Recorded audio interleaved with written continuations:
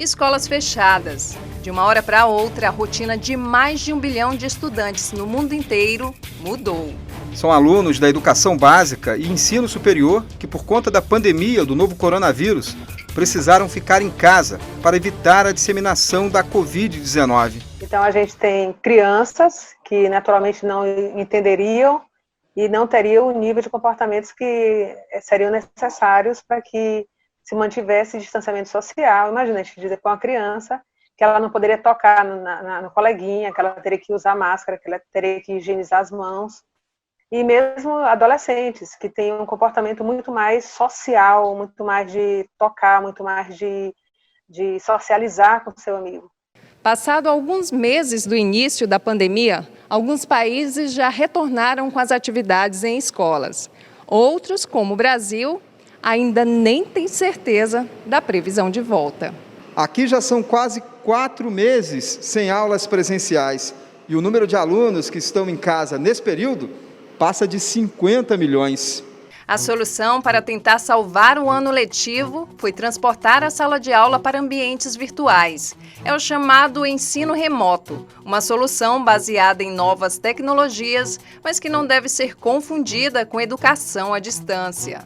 Um debate inicial que tem se feito muito é que tipo de educação é essa, né? Já que ela não se caracteriza como uma educação à distância, porque a educação à distância ela é planejada, inclusive, com a tutoria, né? Então, você monta a aula, você tem tutores que são mediadores desse conhecimento e você tem ferramentas que são criadas para esse mecanismo, plataformas próprias. Então, nós não tivemos tempo para fazer essa preparação. Então, a gente está fazendo, assim, aulas remotas, né, e está jogando a bola, né, e criando a tática do jogo no decorrer do jogo. Então, é isso que tem acontecido. Isso tem sido um grande desafio para os professores e um grande desafio para os alunos e, sobretudo, para as famílias, né, porque isso exige uma relação com o conhecimento muito diferente.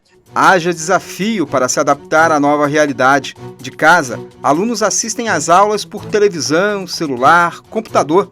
Uma forma diferente de aprender que o Youssef já descobriu. Tem pontos positivos, mas também negativos. Bom, esse ensino ele chega a ser um pouco eficiente na parte de não precisa pagar quadro, não precisa tocar professor, então a gente perde menos tempo nesses tipos de afazeres que o ensino presencial tem.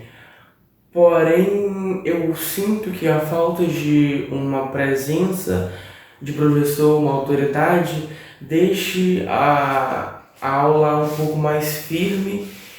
E olha que o Youssef ainda é um privilegiado. Muitos estudantes brasileiros não estão tendo aulas nesse período. E esse é apenas um dos problemas. Grande parte dos estudantes de baixa renda sequer tem acesso à internet ou um espaço adequado ao estudo em suas residências e, por isso, acaba por se encontrar em uma desigualdade avassaladora em relação às classes médias e altas do Brasil. Mesmo sem ter aula, o Davi tem procurado outras formas de manter a preparação para o Enem. Eu tenho estudado nesse período de quarentena, principalmente através de videoaulas e portais educacionais.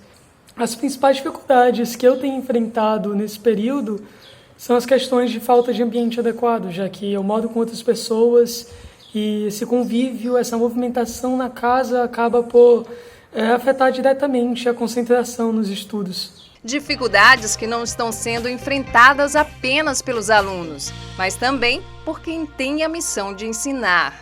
Eu diria que a forma como está sendo posto o ensino remoto nas escolas, sem uma formação adequada para os professores e sem a garantia que os estudantes terão acesso às ferramentas digitais, internet, equipamentos e terão um espaço adequado nas suas residências para os estudos, eu acredito que isso coloca em grande risco a qualidade da educação nesse momento de suspensão de aulas presenciais. Aqui no Maranhão, a previsão é de que escolas e universidades voltem a funcionar no mês de agosto, mas a reabertura deve ser precedida de uma série de cuidados e protocolos sanitários. Eu acho que algumas coisas, a infecção por H1N1 nos deu no passado, né, que foram abandonadas ao longo dos anos, e que foi a colocação de álcool gel nos corredores, aquela coisa de bater o tempo inteiro durante todo aquele cenário de que todo mundo devia higienizar as mãos o tempo inteiro. Eu acho que a utilização das máscaras vão se manter aí por meses, porque nós realmente não temos uma resposta de quanto tempo essa pandemia vai durar. O certo é que a volta às aulas é considerada fundamental por alunos, professores e especialistas em educação. Para eles, a educação do futuro não passa apenas pelas tecnologias, mas o convívio escolar é fundamental. Bom, eu acho que a aula presencial é melhor sim. Provavelmente foi por causa do meu costume, já que tem muita gente dizendo que a EAD é melhor, mas eu acredito que a aula presencial é melhor. Primeiro, tem meio que a autoridade do professor ali.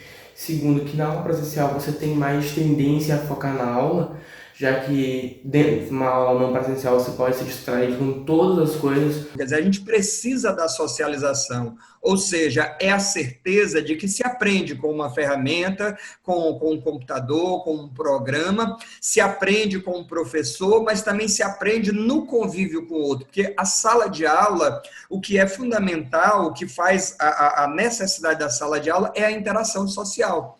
Quer dizer, é o convívio que você tem. Então, eu costumo dizer, você aprende com o professor a aula, você aprende com um colega a aula, mas você também aprende naquele grupo com as coisas que são discutidas, que são comentadas, inclusive fora daquele conteúdo, né? As novas tecnologias têm que estar postas a favor dos objetivos educativos e formativos clássicos e universais da escola.